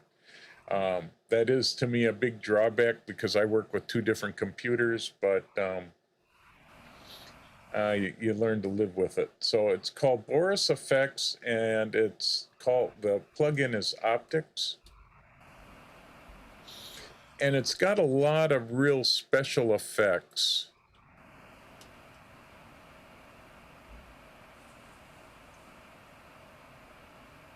And it's got some really interesting ones. It looks like it's, let me reset everything. So you've got different sections here. You've got color, which lets you just make color adjustments. You got hotspots, all sorts of different things. When you pick one section here, you've got presets, so you can get different color temperatures here. And a lot of different choices. You got levels, low contrast. They have diffusion filters, blur, chroma blurs, motion blurs, a lot of different choices, double fog. I sort of like their fog filters. They have a lot of nice, intense fog. And you can actually, if you pick one, you can get down to the very specifics of it right here. So you can adjust the color of the fog, how much fog there is. You know, besides just using the preset, this gives you some depth and then maximum depth. So you've got a lot of adjustments that you can do, the glow, the positioning if you wanted to do certain, where you can adjust where the fog mainly is just by moving around this little spot. So you've got a lot of different choices with it, and you can layer these effects one on top of the other. If you don't like an effect, you just hit the X and it gets rid of it. But what's nice is they've got a lot of different presets. I haven't explored all of them yet. I'm using it more for a lot of special effects for some of the stuff that I'm doing. But you have film effects here, cross processing, film damage. So if you wanted sepia or movie type look, cross processing. CSI Miami, the warm Miami look, or the cold CSI look. But you've got a lot of different effects that you can get into. So you can really have a lot of fun with this stuff. Film stock, flashing, grain. Who makes it? This is an add-on, right? Who makes that? Yeah, this is an add-on. It's about, I was going to look it up and I didn't get a chance, but I believe it's about $100 plug-in. Who makes it? Boris. Oh, it's Boris, a company? Yeah, so the name of the company is Boris, and the plugin is called Optics. Let's see, do they have, can I go, let's see. I'm gonna see if they, they don't, but I can show it. Yeah, it doesn't have anything. But it's, I believe it's borisfx.com, if I remember right. But That is it's correct, yes. okay. Thank you. So you got grad tints. You've got different image, deblock, defog, denoise, detail, sharpen. A lot of different things. A lot of different stuff. I mean, you got warping to do stuff what lenses would normally do. So a lot of weird things to let your imagination go wild. Oops.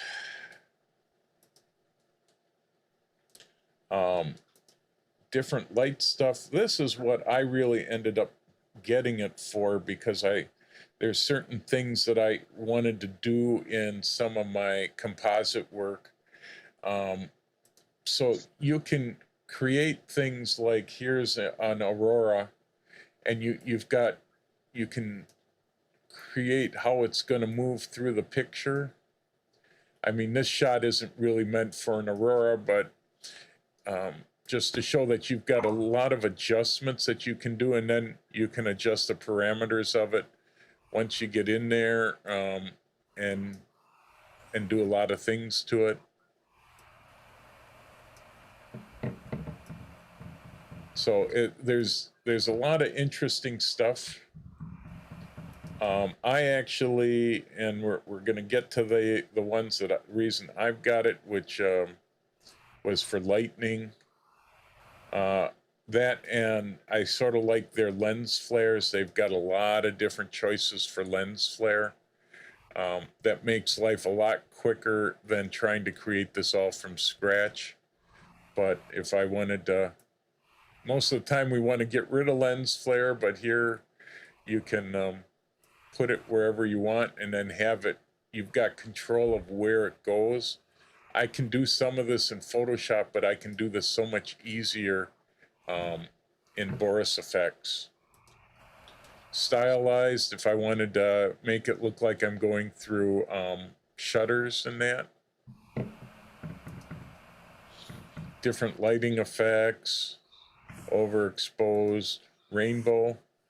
Can add a rainbow in there. This one I haven't tried too much yet. I used to do this in Topaz. Now it looks like I'll be able to do a lot of this stuff right from Boris FX.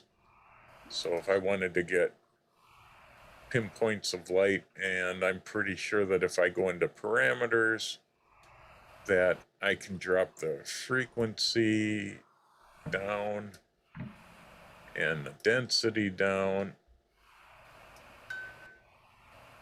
and the seed, try to pick out spots. So it looks like you can do quite a bit. I can Can you- adjust the size. Can you selectively remove an area, like you can apply it to the whole picture, but then can you brush it away from a specific part of the picture or Yeah, not? there is a mask. Let's see. Is this it? You can create masks with it. I believe there's a, yeah, there. Here's where you can do the mask. Let's see, there's a way to do the brush. I gotta admit, I've only just started working with it. Oh, that creates a new layer, just so people know. That turns the layer on and off.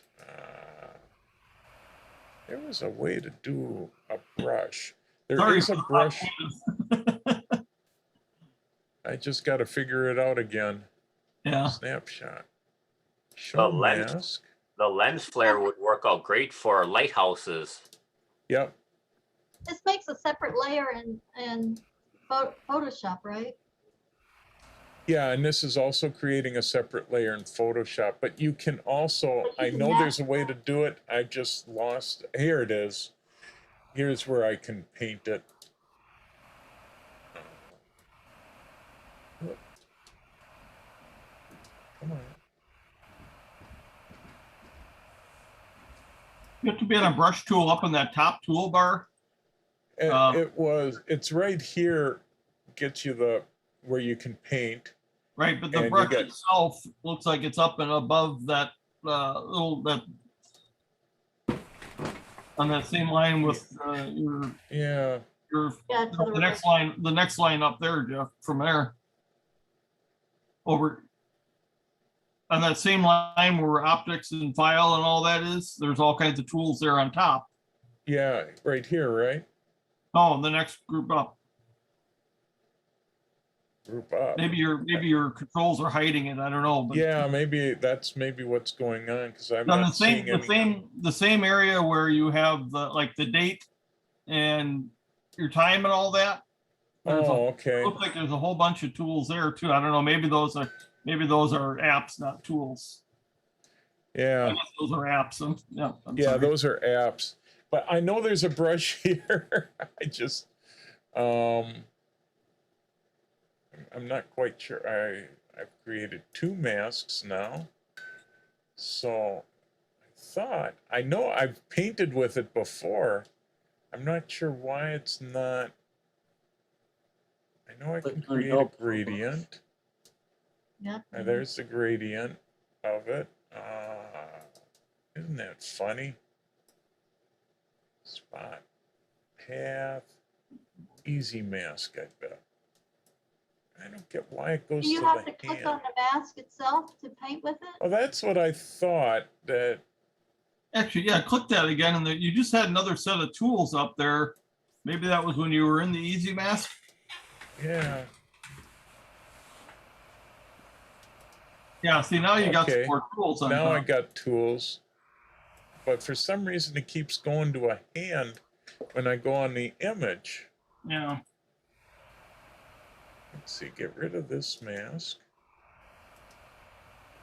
Okay, so that should be paint foreground.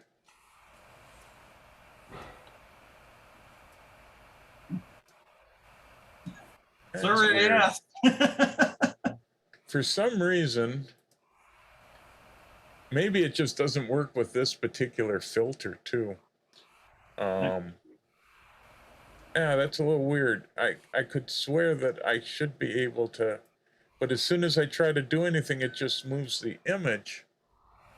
And I've had it working before, so. Okay. But you can do, as you can tell, there you can create masks, and you've got a lot of different tools for what you can do with the mask. This one changes it from inverting, will invert it. It looks like it's not selected though, the mask itself. Yeah, I'm If wondering you if click on it, it's, doesn't it put a line around it like it does in Photoshop? yeah, On the mask.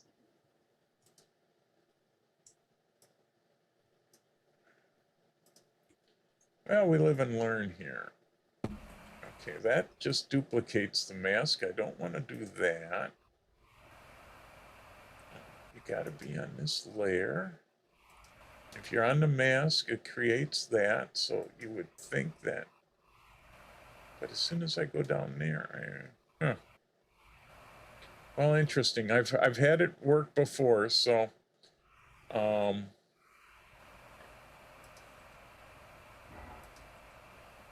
well, we'll keep going here with, but you got sparkles. Now you would think that if I wanted to mask that, I could add my mask and do a spot. See, now that gets, I wonder why it keeps moving it. I usually can move this stuff. Usually I can grab it and move it.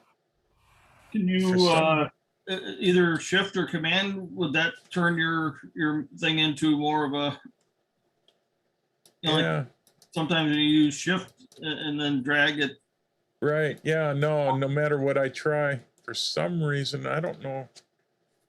I would try something else here.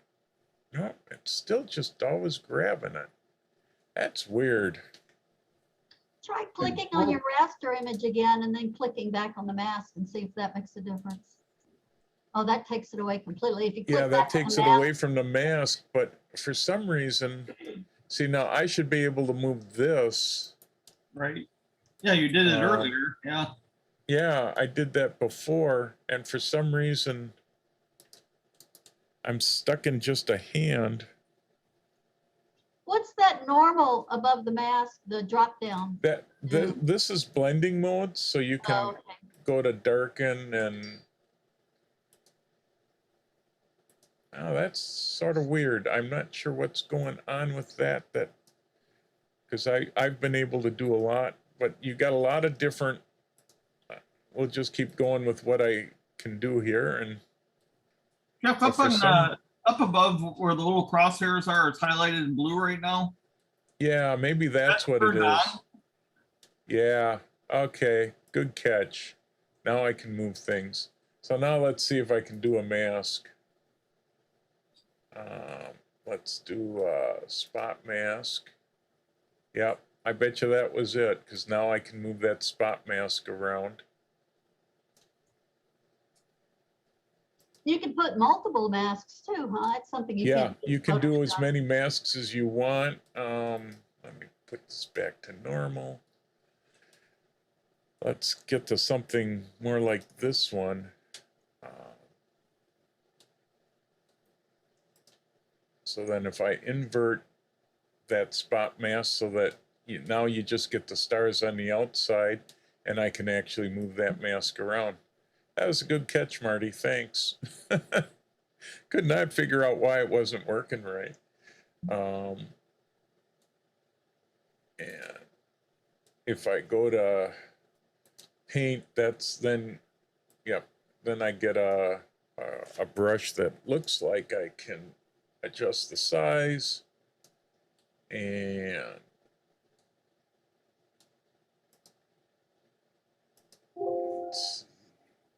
then you've got, it looks like you've got different adjustments here that I should be able to paint out.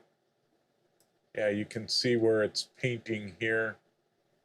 If I get rid of that mask, then I'm painting in the stars wherever I would want. If you inverted it, it'd show the other way, yeah. Right.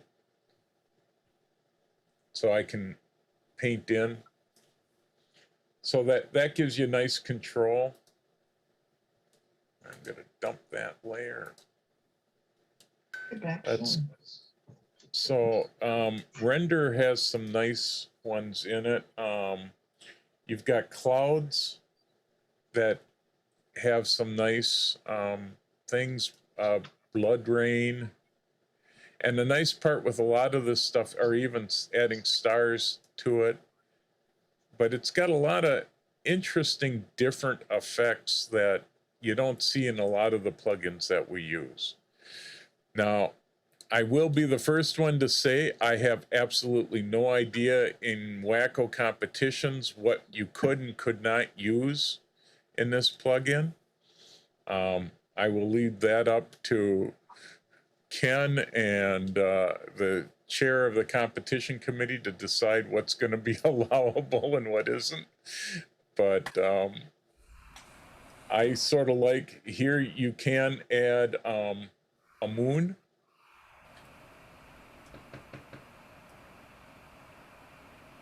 And they have a lot of different moons: blood moon, cartoon moon, full moon, even the lunar surface, all sorts of different ones. I found that sort of interesting.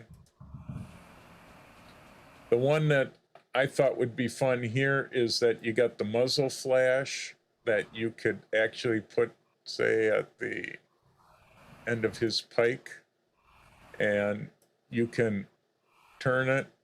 Can you change the temperature of that at all? I believe so. You would go under parameters, and you can change the color of it. Yep. So I think I'd make it more of a red Yeah, color. that was the thing. It was just not quite. Having captured that in real life, well, that might be a little too red, but Yeah, that's a little too heavy, I guess. Hey, it's a red pike, so it needs to be sort of a brighter color muzzle flash coming out of the end of it, right? But real hot.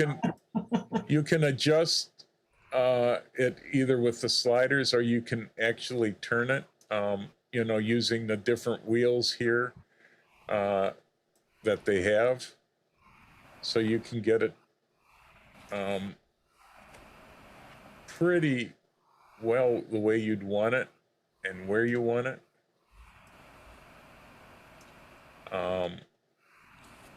You can change the length of the blast and the frequency and a lot of different things here. So that can be nice and handy. The one that I sort of like too is the lightning. You can have it start wherever you want, really have control of where it's going. I like this capability of being able to do lightning wherever you'd want. Can you put branches on it? Yep. You can add a number of bolts. This is one bolt. You can add multiple bolts. You can vary the endpoint so you could break it out. You can change the bolt width, vary the width if you want to, wiggle the start more. I mean, this has the best control I've ever seen on lightning. Can add different branches. Let's drop the number of bolts down.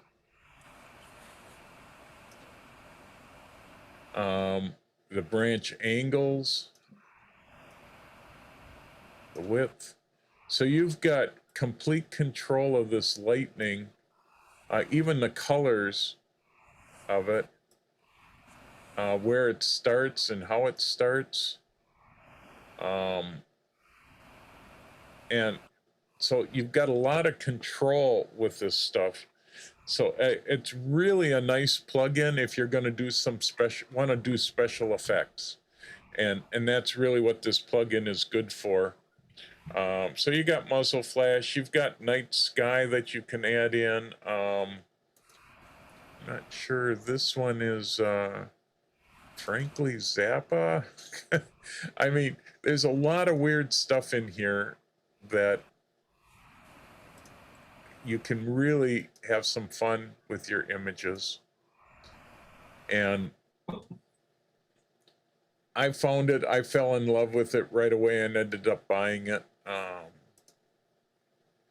So, I mean, I think you can do a lot with this particular plugin.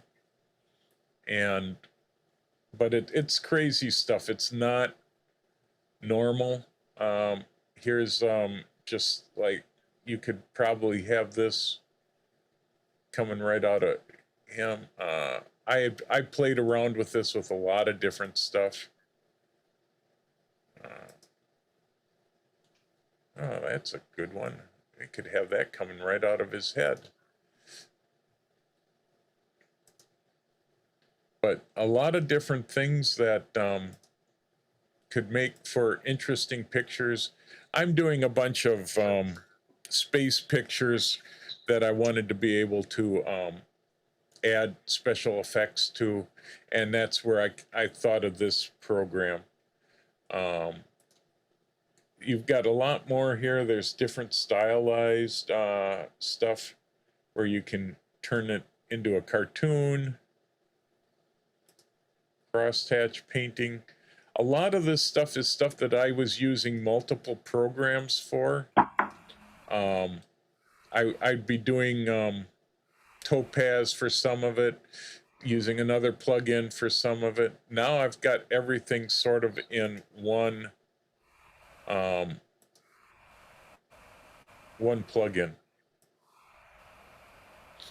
I don't use this plugin often, but you can see there's a lot of different things that you could do. How about poor TV? X-rays. There's a weird one. Or even a kaleidoscope. What's kind of cool is you can add to favorites, it looks like, too. Yeah, you can pick your favorites. I sort of like this. This may end up being nice for making different backgrounds for stuff. I actually sort of like that, and I like that. That could be an interesting background. So I thought I'm just starting to play with this. I haven't actually gotten through the whole thing. As you can tell, I had problems here, but it's a well-designed tool. Sometimes I haven't quite figured out how you could use it all completely, but looks like paint.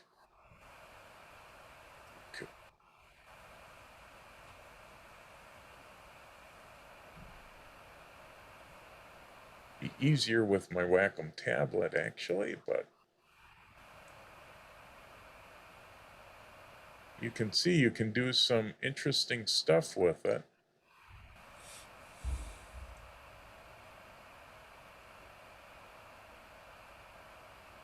So Ken, do you think, is this allowed just in open? I know it's not allowed in the simple open.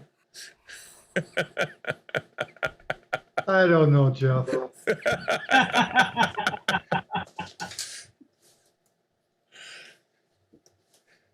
See what we're up against? We started that new section and changed all the wacko rules, and then you got this stuff that comes along and messes you up completely.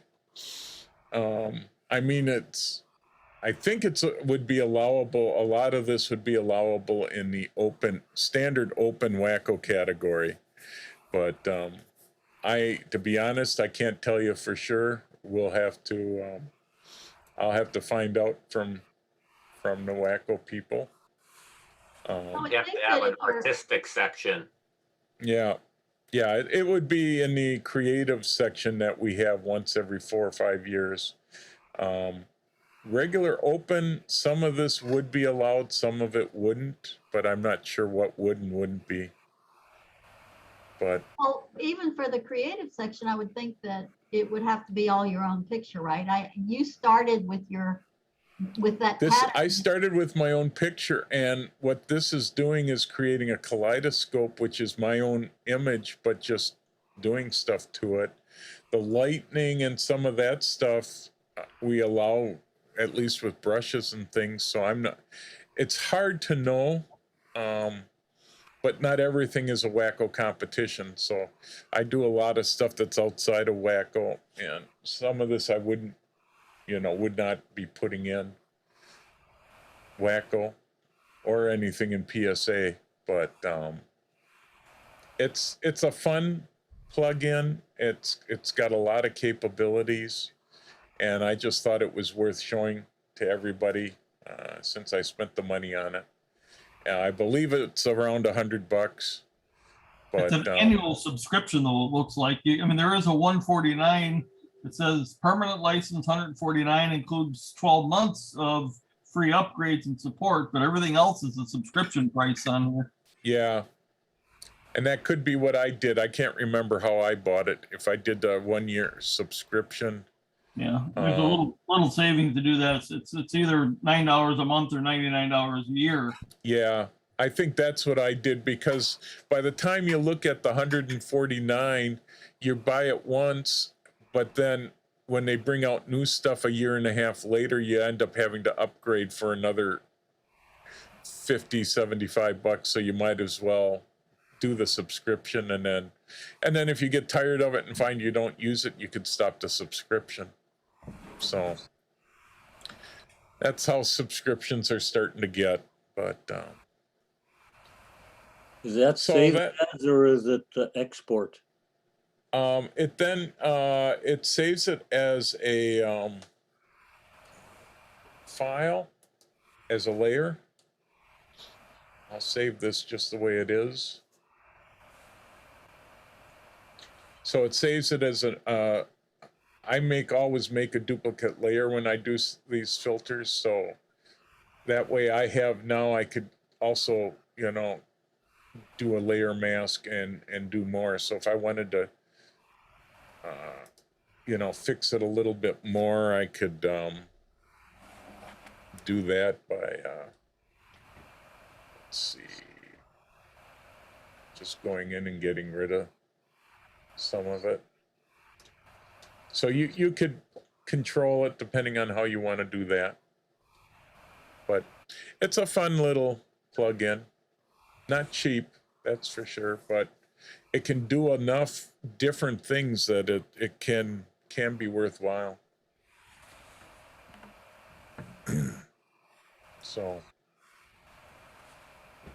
Well, before we go, Jeff, I've been texting back and forth with my friend Linda, she's the reason I'm in drones, but her friend Donnie said, yeah, he'd be happy to talk to us. So maybe we can look at that for the October meeting.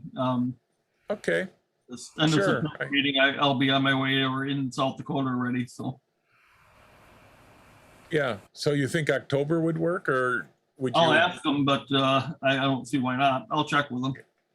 Yeah, because I know you guys. Well, you'll be back from Photo Festival, right? Oh yeah. Yeah. At the end of October, Oh, and I was gonna mention to everybody, we have the Birds of Prey photo shoot that's coming up in 2 weeks. Tickets are still available if you haven't already signed up. It's $100 to get in. We have 15 different birds of prey that we're photographing, so about 15 birds. So I wanted to mention that. And Dave Cross is running another Photoshop conference coming up in October. If you're looking to learn more about Photoshop and Lightroom, that's also happening next month. Plus the Photo Festival for those PSA people that are hopefully going. Who knows? It may still get canceled. I don't know. I think we're into it too far now, but I know we've got next week or so, we've got some meetings coming up regarding it. So yeah, hopefully. Yeah. That if that Delta variant keeps getting worse. Bring your hazmat suit. Yeah, if you do the drone session, don't do it in September. I won't be here. I'll be in Europe. Yeah, I'll be out, hopefully out in South Dakota. So it'll be definitely October, if not, I don't know about November, because then you got Thanksgiving in there. So yeah, I didn't look to see. That's Thanksgiving weekend probably is with the November digital forum. So I'm gonna shoot for October, and if not, maybe it'll be a good winter time presentation. Yeah. Yep. Yeah, and then let me know. I've got a couple of people that we're gonna bring in. Wacko has approved for me to spend some money to pay for some speakers to come in if I have to. I've got 1 or 2 people I'm trying to get lined up right now, but I'm waiting for winter where we'll have more people showing up. So right now we didn't do bad today. We started out with 29. We still got 21 of you guys, so that's great. Nice turnout. Yeah, not bad for a summer Saturday. I'm Except outta I don't here. know anybody that wants to go outside and work in the 90-degree heat. So, No, but the Packers are starting. Packers are starting at noon. Oh, oh, okay. So You can take a we better nap then. that's why everybody's dropping off all of a sudden on the Dropping like attendees. flies. I was wondering. That's It's nap getting to time be watching the noon. They're gonna Packers. go watch the Packers play. So, I gotta go. All but right. So long. but that's about all we've got. So thanks everybody for coming. There's another good digital forum. Hope to see you guys next month, and we'll let you know what the topic's going to be. Hopefully, it can maybe be on drones because I think a lot of people are interested in that. So. Not next month. Not next month. Not next month. October. September. I'm working on something else. That's right. I'm already messed up as what month it is. I'm already thinking September. October would be good. Yeah. So long, all. So thanks everybody. Hopefully Ray Thank liked you, it. Jeff. Bye. Good session. Okay. We'll see you next month. Take care, Ray. I'll see you in October. Okay. I'm going to We'll be watch in touch, Jeff.